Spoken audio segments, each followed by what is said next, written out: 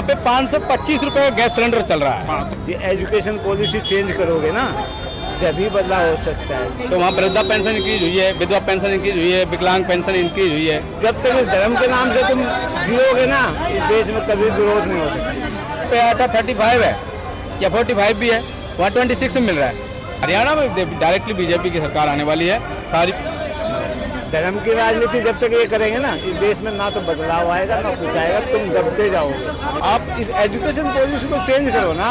आप ये मुगल पढ़ाए जाओगे क्या? तुम्हारे रिश्तेदार थे, औरंगजेब ने ये किया, हुमायूं ने, अकबर। अरे भैया, आपने उनकी सबकी तो अच्छाइयाँ बताई, कि बुराई कहाँ बता दी आपने? तो ये आपके काम आएगी इन फ्यूचर? नहीं आएगी। केंद्र में अगर बैठने लायक आदमी है तो केजरीवाल लगता है।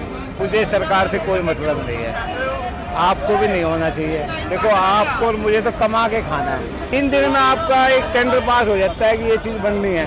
अरे जब ये रोड टूटे होते, जब आप बोलते हो कि भैया, हम बोलते हैं कि भाई सही करवाने, इसमें एप्लीकेशन लगाते हैं, फिर ये बोलते हैं कि टेंडर पास होगा, टेंडर पास होगा। अरे वो 3 दिन में तुम्हारा पूरी दिल्ली साफ हो गई, वो टेंडर पास हो गया। और वैसे हमारे काम के लिए आपके पास टेंडर पास नहीं हो रहा, तो ये तो खाने कमाने का धंधा है। इस जब तक कम्युनिटी को आप बढ़ावा नहीं दोगे, सक्सेस नहीं होगी। आपको कौन सी सरकार आएगी 2024 में? नमस्कार, मैं महेश, ऑटो चालक जी मैं। वैसे I am belong to the Rajasthan. जी। मैं यहाँ की बताऊँ आपको, राजस्थान से बताऊँ? राजस्थान की बता दो, आप हरियाणा की बता दो, केंद्र की बता दो। देखो, हमारे यहाँ तो ये लगता है कि कांग्रेस पार्टी सर्वोपरि है। राजस्थान की? हाँ, लेकिन वहाँ तो हर बार बदला बदली होती है। नहीं, आपके नहीं होगा। आपके बहुत ही मतलब लॉजिकल आइटम्स हुए हैं वहाँ पे। क्या हुआ है सर? वहाँ पे 525 रुपए का गैस सिलेंडर चल रहा है। तो इससे मतलब आदमी कोई चेंज नहीं कर सकती सरकार? आम आदमी के लिए बहुत बड़ा हेल्प है। यहाँ 1150 है और वहाँ 525 है। और जो पेंशन हैं उनके बारे में उन्होंने इंक्रीज किया है, पेंशन इंक्रीज हुई है। तो वहाँ वृद्धा पेंशन इंक्रीज हुई है, विधवा पेंशन इंक्रीज हुई है, विकलांग पेंशन इंक्रीज हुई है। और काफ़ी ऐसी चीज़ें हैं जो बहुत अच्छी तरह से मतलब उन्होंने गाइड किया है। और अब मोबाइल भी बांटे हैं लोगों के लिए। लेकिन सर एक बात हाँ। तो ये भी देखनी पड़ेगी आपको, जो कोटा वाला बार बार जो सीन हो रहा है, बेचारे जो स्टूडेंट वो कर रहे हैं, ये भी सरकार का कहीं ना कहीं फेलियर दिखता है। मैंने बात ठीक है आपकी, पर वो तो 10% है, 90%। यार कैसी बात करें सर, हमारा भविष्य आत्महत्या कर रहा है, आप कह रहे हैं 10% है।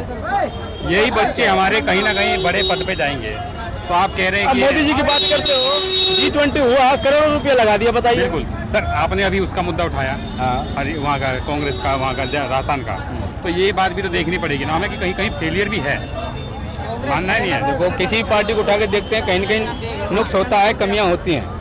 कोई आदमी ऐसा नहीं है, कोई ऐसी पार्टी नहीं है कि जो एक पूरा परफेक्ट हो। हाँ, परफेक्ट हो। डायरेक्टली ऐसा नहीं कह सकते कि सारी पार्टियां परफेक्ट हैं, कुछ ना कुछ कहीं ना कहीं कमियां हैं जी। तो हर एक आदमी, हर एक पार्टी नई आती है तो कुछ नया करके दिखाती है। तो ये पुरानी पार्टियां हैं, 60-65 साल पुरानी हैं। वहाँ की सरकार पे एक आरोप ये भी लगता है कि चाहे जोन सा भी एग्जाम हो, सबों के पेपर लीक हो जाते हैं। हाँ, इतना तो मैंने भी सुना है कि पेपर लीक होता इसका है। मुद्दा विधानसभा में उठा है, इसके बावजूद भी कोई हल नहीं निकला। मेनली क्या है कि खासतौर पे देखो, ये हमें स्ट्रॉन्ग रहना चाहिए, मजबूत यूथ को मजबूत रहना चाहिए। पहले तो सपोर्ट करो। तो सर यूथ तो तब मजबूत होगा ना जब सरकार साथ देगी। सरकार नहीं, सरकार हाथ में होती है आम आदमी के। आम आदमी जब वोट डालता है, जब अपने हिसाब से काम होता है, तो कांग्रेस की वोट दे रहे हैं वहाँ ज़्यादातर। कांग्रेस पास होने वाला अच्छा, है। और क्या अच्छा काम लगता है आपको वहाँ का, राजस्थान का? देखो, वहाँ बड़ी महंगाई नहीं है ज़्यादातर। इन कई चीज़ों को देखते हैं तो महंगाई कम लगती है वहाँ पे। खाने की चीज़ें देखो, पीने की चीज़ देखो। यहाँ पे आटा 35 है या 45 भी है, वहाँ 26 में मिल रहा है। जब गेहूँ का रेट 2000 चल रहा है कुंटल का, तो आप लगाइए वहाँ कितना लेगा? 26 कर दिया है। और यहाँ पे 45 रुपये किलो तक आटा बिक रहा है। तो शहर में ये जो मेन सिटीज हैं, जैसे बड़ी सिटी हैं, कहीं भी लगाओ महंगाई ज़्यादा है। तो गांव में सिस्टम क्या है कि बहुत लो है और बहुत अच्छा लगता है लोगों को, इसलिए कांग्रेस सपोर्ट कर रहे हैं लोग ज़्यादा। अच्छा, अब हरियाणा की बात करते हैं। हरियाणा में क्या लगता है आपको, किसकी सरकार आ सकती है? हरियाणा में डायरेक्टली बीजेपी की सरकार आने वाली है। सारी पार्टियां पीछे हैं और सर्वोपरि एकदम आगे फर्स्ट लेवल पे चल रही है बीजेपी सरकार। उन्होंने बहुत अच्छा काम किया है, बहुत अच्छे फील्ड्स हैं, फ्लाईओवर्स हैं, रोड्स हैं, एजुकेशन सिस्टम है, सब कुछ मतलब बहुत बेहतरीन किया है। पर एक स्टेट या 4 स्टेट या 10 स्टेट कवर करने से ऑल स्टेट, ऑल इंडिया जो होता है वो कवर तो नहीं होता ना। तो यहाँ तो हम कह सकते हैं बीजेपी आएगी हरियाणा में। हाँ। तो पीछे से ये दुष्यंत चौटाला वाली पार्टी जेजेपी, ये भी तो आ रही है पीछे से, क्या ये नहीं बाजी मार सकती है? देखो, उनको पहले चांस मिला था सीएम बनने का, और वो पता नहीं इस बार गठबंधन में क्या पता अगली बार और ज़्यादा सीटें आ जाएं, तो अकेली सरकार बन जाए। देखो, हम उसके बारे में नहीं कह सकते कुछ भी।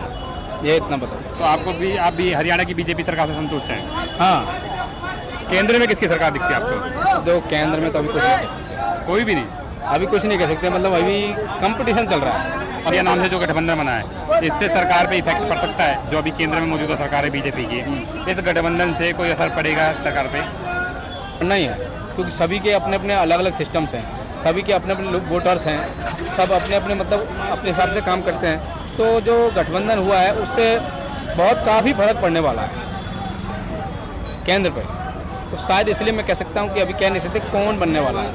आपको ये लगता है कि अभी जो केंद्र में सरकार है वो पब्लिक के लिए मतलब सेटिस्फाई नहीं हो रही, पब्लिक की से या दुखी है या परेशान है? हाँ, सेटिस्फाई नहीं है सेटिस्फाई। तो आप कहीं और अदर स्टेट में जाके फील्ड को उठा के देखोगे, मोदी के बारे में निंदा करते हैं लोग, बदलाव की जरूरत है। और आप हरियाणा के किसी गांव में जाके देखो, बीजेपी की निंदा करते हैं लोग, जेजेपी की बढ़ाई करते हैं। सिटी में क्या है, सिटी में तो कोई भी कहीं का भी आके कुछ भी बोल देता है। सीधी बात है, बैकग्राउंड पता चलता है, वोटर असली वोटर होता है गांव के अंदर। किसी भी डिस्ट्रिक्ट और विलेज में कहीं भी जाएंगे तो असली वोटर गांव में होता है। हमने गांव के लोगों से बात की है, उन्होंने बताया कि इस बार हम बीजेपी को वोट नहीं, मतलब बीजेपी से नाखुश हैं, हम किसी और की सोच रहे हैं। तो क्या लगता है आपको कि कोई और सरकार आ सकती है? हाँ, सकती है। आम आदमी पार्टी का नाम अच्छा चल रहा है हरियाणा में। हाँ, वैसे आप हरियाणा की को ये गुड़गांव की बात कर रहे हैं, बाकी अदर्स गाँव वगैरह और जिलों में? यहाँ जैसे केंद्र की बात करते हैं उस हिसाब से बता रहा हूँ जी। केंद्र में अगर बैठने लायक आदमी है तो केजरीवाल लगता है केंद्र में।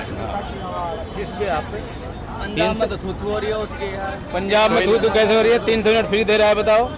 तो आपको ये लगता है कि कोई और पार्टी आ सकती है केंद्र में?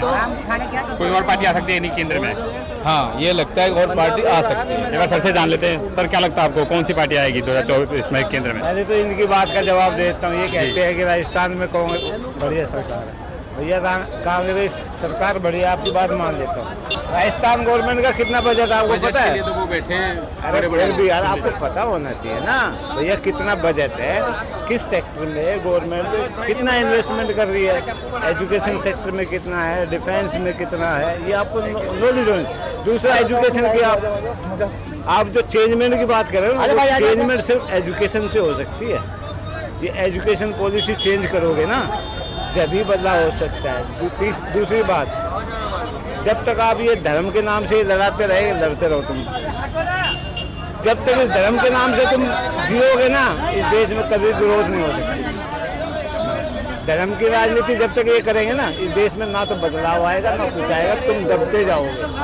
क्योंकि इन्होंने तो वोट बैंक की राजनीति बना रखी है। पार्टी की बात कर रहे हो तो पार्टी कोई सी अच्छी नहीं है जी।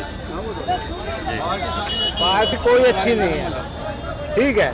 क्योंकि देखो वो कहाँ पे कितना, अब ये हरियाणा की बात कर रहे हैं, हरियाणा का कितना बजट है इसको नहीं पता, मैं बता देता हूँ। 1,05,000 करोड़ है, ठीक है। गुड़गांव नगर निगम का बजट 2,500 करोड़ है। अभी 2,500 करोड़ ये देख लो, ये हालत है 2,500 करोड़ में। अगर 2,500 करोड़ आप लगाओगे ना तो बाहर के लोग यहीं रहने लग जाएंगे, इतना पैसा होता है। एजुकेशन पॉलिसी जो आपने कोटा का मुद्दा उठाया ना, वो एग्जैक्टली सही है।